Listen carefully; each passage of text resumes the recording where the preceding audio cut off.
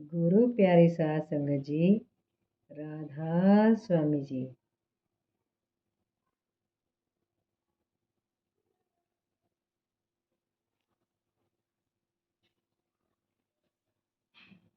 सन 1914-15 की बात है। उस समय मैं जलंधर में वकालत करता था। मेरे एक मुसलमान दोस्त चौधरी रहीम बख्श साहब एमए एलएलबी वहाँ वकालत किया करते थे। वह बाद में लॉ कॉलेज लाहौर में प्रोफेसर हो गए थे और फिर प्रिंसिपल के पद से रिटायर हुए। उनके मुर्शिद गुरु एक अच्छे पहुँचे हुए बुजुर्ग थे। एक दिन मैं और सरदार भगत सिंह जी वकील हजूर जी को स्टेशन पहुंचाने गए। गाड़ी लेट थी। हजूर जी ने प्लेटफॉर्म पर टहलना शुरू कर दिया। चौधरी रहीम बख्श और उनके मुर्शिद भी संयोगवश स्टेशन पर आए हुए थे। जब उनके मुर्शिद ने हजूर जी को देखा तो वहीं एकदम खड़े रह गए और टकटकी लगाकर हजूर जी को देखने लगे।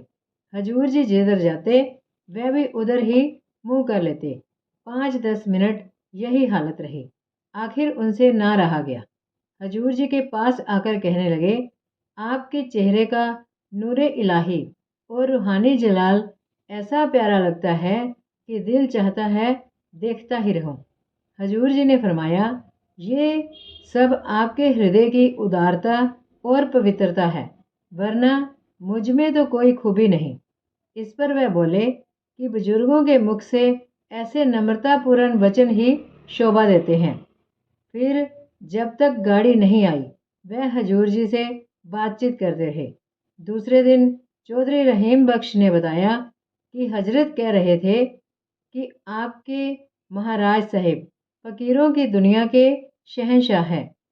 प्रसिद्ध अमेरिकन सत्संगी डॉक्टर जॉनसन जब जून 1932 में डेरे आए तो उन्होंने हजूर जी के दर्शन के बाद अमेरिकन सत्संगियों को अपने एक पत्र में लिखा, काश मैं उनका वर्णन कर सकता, पर क्या आपने कभी सूर्य अस्त के सुंदर दृश्य का वर्णन करने की कोशिश की है?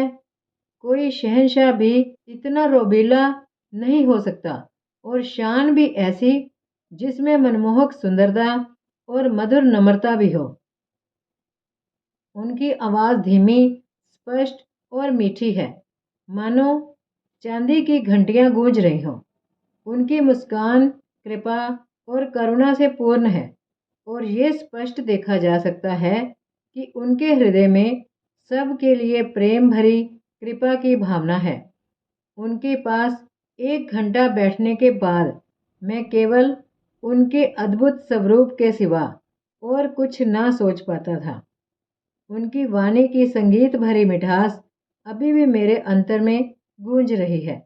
उनकी मौजूदगी में पूरा वातावरण एक अनुपम प्रकाश से जगमगा रहा था। उन्हें देखना चाहिए। उनका वर्णन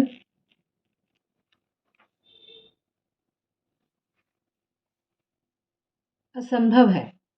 उनको देखकर मैं सब कुछ भूल गया हूँ। उनकी सुंदर छवि मेरे नेत्रों के सामने अब भी घूम रही है। मैंने इससे पहले कभी ऐसा सुंदर और आकर्षक चेहरा नहीं देखा। मैंने कभी कल्पना भी नहीं की थी कि मनुष्य की संतान में ऐसा भी कोई हो सकता है। हजूर जी का सत्संग मनमोहक, तर्कपूर्ण और प्रभावशाली होता था। आवाज़ मीठी, सुरीली और बुलंद थी। 2-2, 3-3 घंटे तक सत्संग फरमाते रहते और जरा भी थकान महसूस ना करते। जिस समय सत्संग के लिए आकर विराजते तो उनके अति सुंदर और मोहक स्वरूप के दर्शन करके मलिन से मलिन हृदय भी गदगद हो जाते और अपवित्र आंखें भी उन्हें एकटक निहारने लगती। सत्संग के बीच में हजूर जी जब कभी मुस्कुराते या हंसते तो ऐसा लगता मानो अमृत की बौछार हो गई है और पूरा वातावरण रूहानी आनंद और खुशी से भर जाता। आपका परम पावन सत्संग जन्म जन्म के बुरे संस्कारों को दूर कर देता था। हजूर जी के सत्संग में आकर अति मलिन और विकारी जीवों में भी ऐसा परिवर्तन आता मानो वे जन्म से ही नेक थे। हजूर जी के प्रेम भरे वचन श्रोताओं के मन को बेध लेते थे। सत्संग में अक्सर संगत के नेत्रों से जलधारा बहती दिखाई देती थी। घंटों दर्शन करके भी संगत दर्शन की प्यासी ही रहती और नैन यही चाहते कि ये दिव्य सुहावना स्वरूप एक क्षण के लिए भी दूर ना हो। हजूर बड़े महाराज जी के सत्संगों के विषय में महाराज चरण सिंह जी फरमाते हैं, हजूर महाराज जी के सत्संग आज भी मेरे कानों में गूंज रहे हैं। 40 साल तक हजारों लोगों ने उन्हें संसार की सब वस्तुओं से बढ़कर माना है। हजूर जी के मुख से निकला हर एक लफ्ज, प्रत्येक शब्द उनके शिष्यों का जीवन और प्राण ही बन गया। उनके सत्संग आनंद मगन करते थे, प्रेरणा देते थे, लोगों के मन और अंतर को मोह लेते थे और उनके सब प्रश्नों का उत्तर देते थे। उनकी हर जरूरत को पूरा करते थे। उनका हर एक शब्द हर अचूक मरहम था, जो संगत के दुखी हृदय को शीतल कर देता था। हर एक शब्द अमृत की बूंद था, जो उनकी प्यासी आत्माओं को तृप्त करता था। बहुत बड़ी संख्या में संगत बड़े ध्यान से उन्हें सुनती थी। स्त्री पुरुष और बच्चे अपने आप को भूलकर पूर्ण शांति के साथ बैठे रहते। उनके चेहरे रूहानी ज्योति, प्रेम और शांति से चमकते थे। वह एक कभी ना बुलाया जा सकने वाला नज़ारा था। महाराज जी की गंभीर और मधुर वाणी सुनने वालों को अपने प्यार और मिठास से मोह लेती थी।